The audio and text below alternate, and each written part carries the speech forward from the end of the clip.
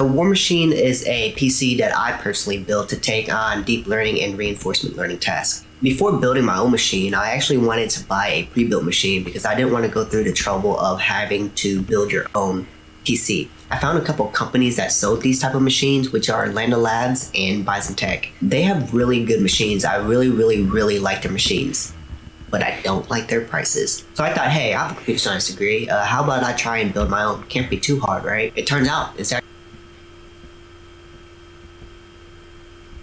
actually, hey, I have a computer science degree. I really like their machines, but I don't like their prices. So I thought, hey, I have a computer science degree. How about I try and build my own? Can't be too hard, As IT security professionals, you will be asked to manage many different kinds of risks that you have in the workplace. Online on how to build a PC. These risks may be associated with resources on how to properly build your own deep learning rig. So in this video, I want to talk about data that's on our systems. They might be physical property that we have at our facilities, or they may be the computer systems themselves. Our goals then are to prevent security events if possible, to limit the impact of any events that do occur, and to limit any damage that might be caused. We're able to provide all of this through the use of security controls. We put security controls into three major categories. The first category is a managerial control. This is a control that focuses on the design of the security or the policy implementation associated with the security. So we might have a set of security policies for our organization or a set of standard operating procedures that everyone is expected to follow.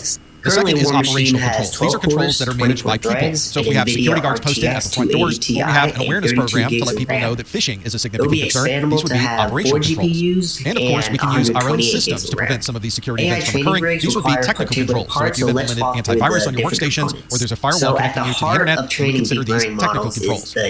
Let's now list some common control types. And what's interesting about these control types is a certain technology could fit into multiple control types, and you'll see that as we go through these. The first control type we'll look at is a preventive control. This would be something that prevents access to a particular area. Something like locks on a door or a security guard would certainly prevent access, as would a firewall, especially if we have a connection to the internet. A detective control type commonly identifies and is able to record that a security event has occurred, but it may not be able to prevent access. If you have a motion detector like this one, it can certainly identify that motion is there, but it's not able to stop someone from walking through the room. Same thing might apply to an IDS, which is set to alarm or alert if it identifies malicious software on the network. An IDS is designed to only detect that traffic flow and not prevent that traffic flow. A corrective control is designed to mitigate any damage that was occurred because of the security event. For example, an IPS, an intrusion prevention system, can identify an attack on the network and block that traffic from entering the rest of the network. Or if devices on your site are infected with ransomware, one way to correct that problem in this corrective control is to simply restore from a known good backup. And on a larger scale, if the storm's hit and power has gone out, you can move everything over to a backup site and maintain the uptime and availability through that corrective control.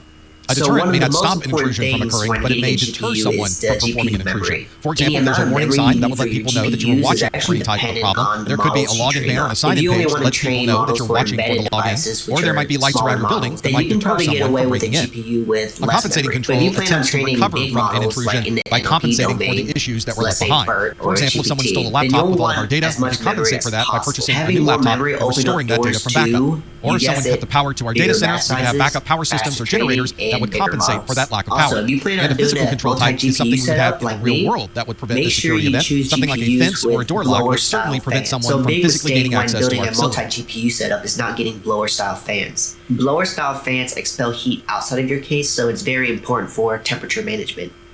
I've seen a lot of threads online on GPU throttling due to overheating of your GPU because in a multi-GPU setup, all the other tasks associated with an IT security professional will also be asked to follow certain compliance guidelines. These are guidelines based on a series of regulations, laws, or policies in your particular geography or for your particular line of work. This can also cover many aspects of an organization's business. You may find that there are regulations regarding the type of data that you save. Other regulations may be based around the finances of the organization, and yet others are based around keeping credit card transactions private. As you can see, these are varied in their scope. It will be up to you as the security team to make sure that the organization is following all of these compliance regulations. One of the reasons you're going to track this so closely is that there could be significant penalties associated with not following these regulations. For example, your organization can be fined. In some cases, those fines can go into the millions of dollars. There can be incarceration or jail time associated with not following these regulations. And worst case for you, certainly, is the loss of employment. If you're responsible for any of this compliance in your organization, it's important to understand the scope. It may be based on your local geography. There may be national laws. It may be based on a particular territory your organization works in, or it may be based on a single city or state. Some of these rules and regulations are specific to a single country, and others may be international laws that everyone in the world must follow. So you want to have a As you've probably seen, your private information is available on many different websites across the internet. To address this, the European Union created a policy called the GDPR. This is the General Data Protection Regulation. The GDPR is a set of rules and regulations that allow someone in the EU to control what happens with their private information. This private information can be a name and address, it might be your phone number, it can be related to medical information, or anything else that would be specific to you. This regulation allows you to understand where your information is stored, and it prevents this information from being exported outside of the European Union. It also puts the control of this data back into your hands. You can contact any of the websites in the EU, ask to have your information removed, and they will remove it because that's part of the requirements of the GDPR. Another requirement of the GDPR is that every website provides detailed information about their privacy policy. So you should be able to visit any of these websites, look at their privacy policy, and understand exactly what information they're gathering and what they're doing with that information.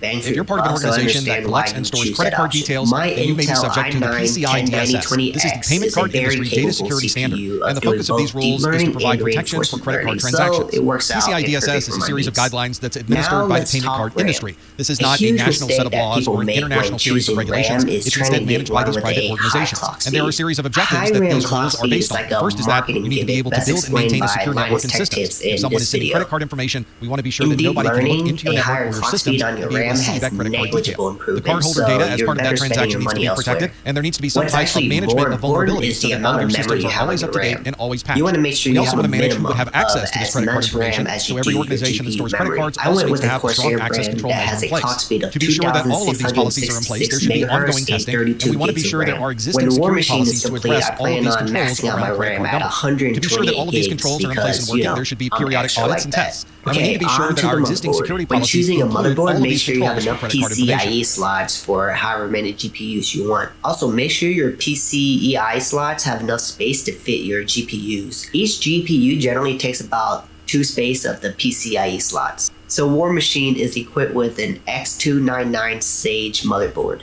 I chose this motherboard because it has support for 4 GPUs, and it also supports my CPU of choice. With the process the only of thing I securing wish it organization's has is data. onboard What are the best Wi-Fi, practices but available, I mean, and I what can you connect do with the today Ethernet to start down the path so of it providing works out. additional Let's security? move on to your Fortunately, storage. there are frameworks For available storage, that can there are provide you two with some of this important information. things. One of the challenges with this is that every organization is going to be just a little bit different. For example, your organization may have unique requirements for security based on the line of work you happen to be in. There may be compliance and regulations that you have to follow, and internally there will be a completely different set of security policies and tools than you might see at a different organization. Fortunately, there are many different security frameworks that you can use to help guide you down this particular path. These frameworks can help you understand the different security processes available, and they can help you understand what you need to do to follow those particular processes. Many of these frameworks can help you build security processes from scratch, or you can build on the processes that you already are using. If you need help in determining what tasks you should undertake and which of these projects should take priority, you might want to refer to some of these frameworks. One framework you might want to consider is the Center for Internet Security, or CIS's Critical Security Controls for Effective Cyber Defense. Fortunately, we often refer to this simply as the CIS CSC. The CSC is designed to help you improve the security posture of your organization, and these are focused into critical security controls in 20 different areas. Another nice feature of this framework is there are different recommendations depending on the size of the organization, because smaller organizations will have different requirements for security than larger organizations. One nice part about the CIS-CSC is that it's written by technologists so that it can be implemented by technologists. This contains practical information that you can apply to a project and begin implementing these controls in your environment. If you're part of a United States federal government agency, then you are required to follow the NIST RMF. This is the National Institute of Standards and Technology Risk Management Framework, or RMF. If you are part of the federal government or you're handling data for the federal government, this is the framework you should follow to help with security and privacy. This framework has 6 different steps to follow in the system lifecycle. The first step is to categorize or define the environment that you're working in. The second is to select or pick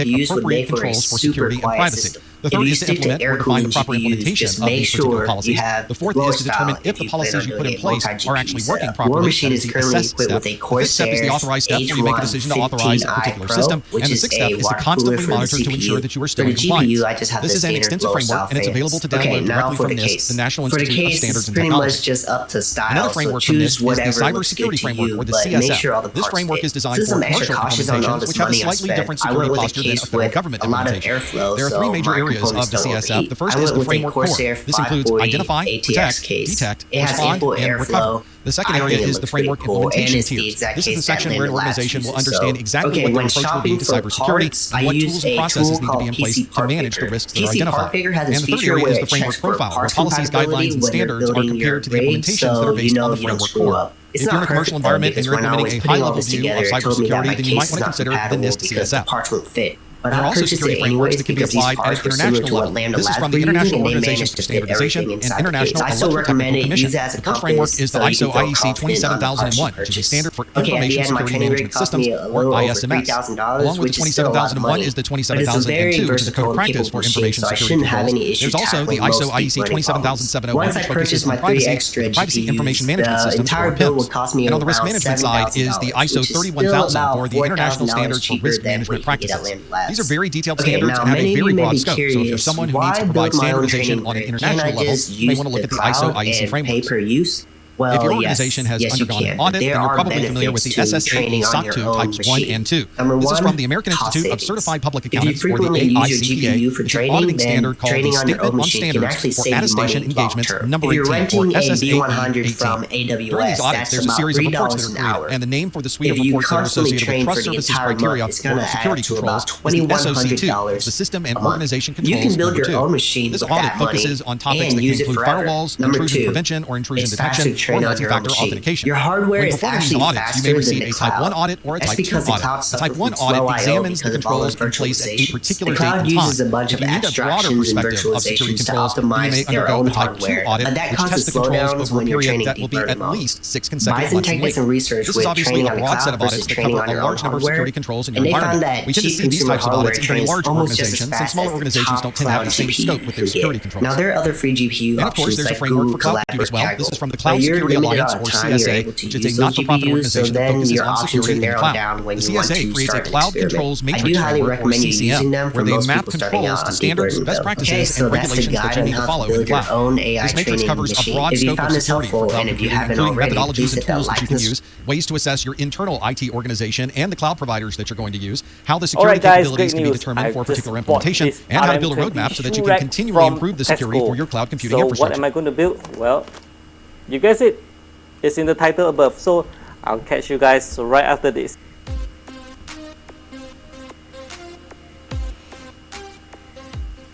Okay, so this is a shoe rack.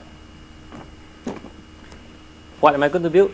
It will be a shoe rack mounted rig, as some people have asked, how do we build a mining rig? So this is the bare basic for it, which I think is good. And well, you wouldn't want to build a computer like this. I mean, if you have a computer already and you just want to use the graphics card for mining, sure, go ahead. But to set up a whole system like this, well, the casing is going to cost you a few hundred RM, and you can just fit 2 cards. You want to put 6 cards, well, you have problem for fitting the risers and everything else. So that is where this one comes in. More A details? server, an operating system, or some other device, the default configuration is not secure out of the box. You'll need to perform some additional steps before that system is secure. So you'll need a set of guidelines that can help you understand what features need to be enabled and disabled to make this device as safe as possible. Fortunately, every major operating system and service has a series of hardening guides that can help you understand what configurations are safe for the system. This usually comes directly from the manufacturer or the developer of the software, and you can often find additional security measures on internet interest groups. For very complex software or implementations, you may also find websites and blogs that have detailed security information for the product that you're using. One of the most popular server types on the internet is the web server, and you'll find web server software running on Microsoft Windows with the Microsoft Internet Information Server, or in other operating systems you may find Apache HTTP Server, and there are also many other web servers available. Because this is often a device that is publicly facing and accessible to the internet, there's always the concern for having some type of data leakage. You can also inadvertently provide access to the server itself if you don't have the right configurations in place. A hardening guide for a web server might include information on how to prevent information leakage by adding banner information and disabling any type of directory browsing. It will also provide best practices for understanding how this service should run in the operating system. For example, a web server should run from a non-privileged account, and there should be specific file permissions for the web server software and the configurations. If you want to enable encrypted communication to the web server, then you'll need to configure SSL. This usually takes a number of steps to be able to implement, and usually it's part of any good hardening guide.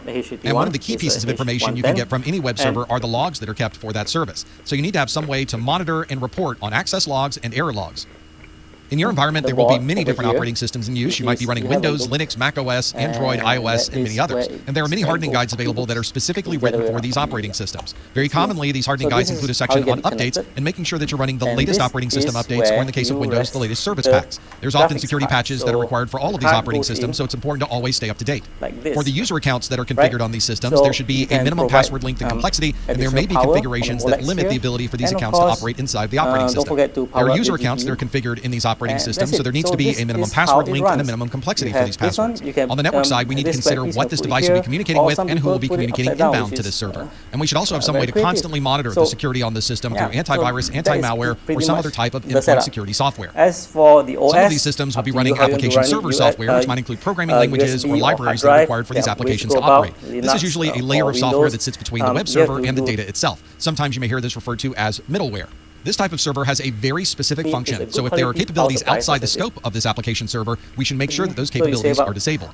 As always, we want to be sure that the operating system running on this application server is up to date with the latest security patches, and we should configure the application server software to have the correct permissions on the system. We want to be sure the application server has the ability to perform the functions that it needs, but we should also make sure that it has limited access to the operating system. Another area that's important to keep secure is the networking infrastructure itself. This would be your switches, routers, firewalls, and anything else that you have connected to the network. These devices don't commonly run the same operating system that we're using on our laptops or our desktop computers. Instead, they are purpose-built devices with their own embedded operating systems.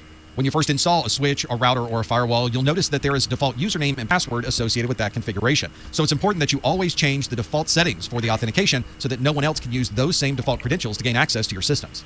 And because these are purpose-built appliances, we don't commonly see the same number of security patches that you might see for an operating system that you run on your laptop. But there are occasionally updates to these operating systems, so you want to be sure to check with the manufacturer so that you're running the latest software on these systems.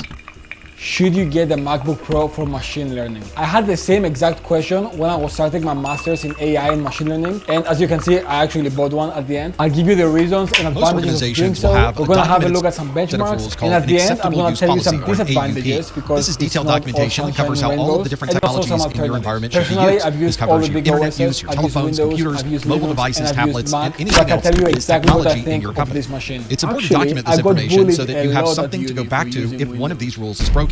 This provides the employer with a way to set expectations across everyone in the organization, and if any of these rules are violated, they can specify exactly which part of the AEP was not followed.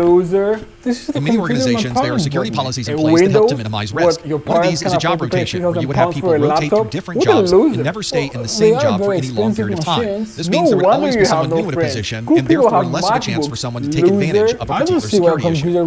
Another useful policy is to always require vacations. This means that people would need to leave their job and go on vacation for a certain amount of time. And usually when someone is on vacation, someone else is brought in to cover that person's responsibilities. So this is an opportunity for that person to make sure that everything is performing as expected, and it would limit the ability of any one person to commit a type of fraud. This is not a commonly seen business policy, but it's one that you might run into if you work in a very high secure environment. Another set of business policies associated with security would be separation of duties. One type of a separation of duty would be a split knowledge. That means that one person might have some of the details, and another person would have the other part of the details. You can think of this split knowledge being used with something like a safe combination, where one person might have part of the safe combination, and another person would have the other part of the safe combination. Individual users would not be able to open the safe on their own, and we would need to gather the knowledge from everyone to have the full combination. This is similar to dual control, where two people have to be there in person to be able to perform this particular business function. Instead of knowledge of the combination, perhaps the users have keys, and to be able to open the safe, both users have to turn both keys simultaneously. In that particular case, they would need to be present, and that would be dual control. In environments where you're working with very sensitive data, you may have a clean desk policy.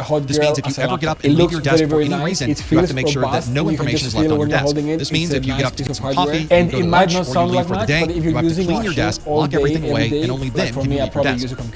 In an earlier video, we talked about the need of limiting access in an operating system. We don't want to assign every user to have administrator access, otherwise everyone would have access to all of the data. Instead, you want to configure each user with a least privilege policy. This means that the rights and permissions for that user should only allow them to do their job and nothing beyond that. This means that every account that you have in your organization must have limits that are focused on the needs of that user. Applications should be configured to run with minimal privileges that will only allow that application to operate and nothing beyond that scope. We never want to assign access to users that go beyond the scope of their position, and we certainly don't want to assign administrator access to every user in the organization.